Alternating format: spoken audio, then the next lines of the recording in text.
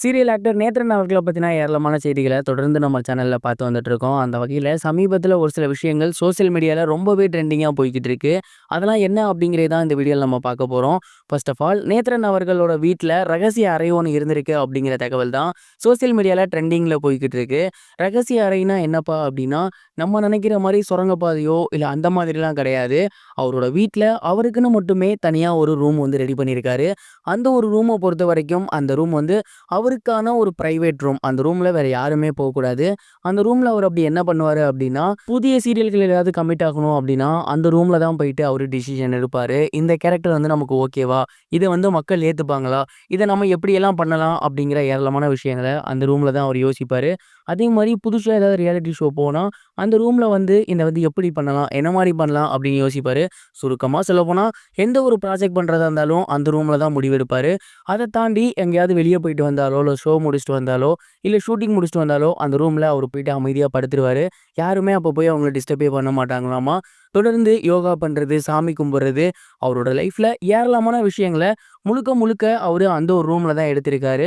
அந்த ரூம வேற யாரையுமே யூஸ் பண்ண விட மாட்டாரு. ஈவன் வீட்டு பணி செய்றவங்க கூட அந்த ரூம போயிட்டு கிளீன் பண்ண மாட்டாங்களாமா.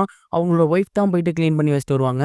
அந்த அளவுக்கு அந்த ஒரு அறைய ரொம்பவே ரகசியமா பாதுகாத்து வந்திருக்காரு. அண்ட் அவரோட இறப்புக்கு அப்புறம் அந்த அறையில அப்படி என்னதான் இருந்திருக்கு அப்படின்னு அவங்களோட பசங்க எல்லாம் போய் பார்த்துருக்காங்க.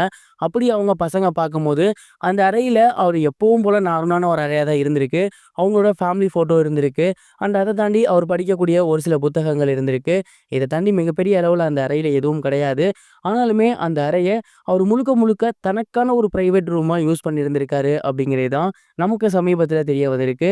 இது கேட்கும்போது ரொம்பவே விசித்திரமா இருந்திருந்துச்சு. அண்ட் இந்த மாதிரியான விஷயங்கள இதற்கு முன்னாடி நீங்க கேட்டிருக்கீங்களா? அண்ட் இந்த ஒரு விஷயத்த பத்தி நீங்க என்ன நினைக்கிறீங்க? அப்படிங்கிறத மறக்காம கமெண்ட் பாக்ஸ்ல கீழ ஷேர் பண்ணுங்க. இது ஒரு புறம் இருக்க, இன்னொரு புறம் சோசியல் மீடியா ஃபுல்லாவே அஜித் ரசிகர்கள் பயங்கரமா சோகமாகியிருக்காங்க அப்படின்னு தான் சொல்லணும். என்னப்பா சொல்ற? நல்லா தானே இருந்தாங்க. விடாமுயற்சியோட அப்டேட் வந்திருக்கு. குட் பேட் அக்லியோட அப்டேட் வரப்போகுது. இதுக்கு மேல அவங்களுக்கு என்னப்பா வேணும் அப்படின்னு கேட்டீங்கன்னா, அந்த அப்டேட்லாம் வந்துட்டு தான் இருக்கு. அதோட சேர்த்து அஜித் அவர்களுமே ஒரு அப்டேட் குடுத்திருக்காரு. என்ன அப்படின்னா, சமீப காலமாவே அஜித் ரசிகர்கள் கடவுளே அஜித்தே அப்படிங்கிற ஒரு வாசகத்த எல்லா பொது இடத்துலயும் சொல்லிட்டு இருக்காங்க இல்லையா? அது வந்து இதுக்கப்புறம் பண்ணக்கூடாது அப்படின்னு அஜித் அவர்கள் ஒரு பக்க அறிக்கைய வந்து விட்டிருந்தாரு. இந்த மாரி நெறைய பேர் வந்துட்டு இந்த வாசகத்த நெறைய இடத்துல சொல்லிட்டு இருக்கீங்க. இது வந்து பப்ளிக்குக்கு மிகப்பெரிய அளவுல சேதம் விளைவிக்கிற விஷயம். நீங்க இதுக்கப்புறம் இத பண்ணாதீங்க. உங்களோட ஃபேமிலிய பாருங்க, உங்களோட படிப்ப பாருங்க, உங்களோட ஒர்க்க பாருங்க.